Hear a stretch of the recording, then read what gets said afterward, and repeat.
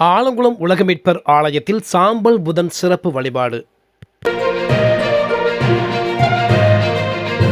பாளையங்கோட்டை மறைமாவட்டம் ஆலங்குளம் உலகமீட்பர் ஆலயத்தில் தவக்காலத்தின் தொடக்க நிகழ்வாக சாம்பல் புதன் சிறப்பு வழிபாடு நடைபெற்றது.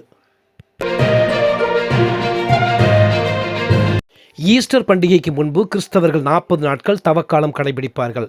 தவக்காலத்தின் முதல் நாள் நிகழ்வாக நேற்று காலை தென்காசி மாவட்டம் ஆலங்குளம் உலகமீட்பர் ஆலயத்தில் சாம்பல் புதன் சிறப்பு வழிபாடு நடைபெற்றது. அருட்தந்தை அந்தோணி ஆரோக்கியசாமி சிறப்பு அழைப்பாளராக கலந்து கொண்டு திருப்பலி நிறைவேற்றினார்.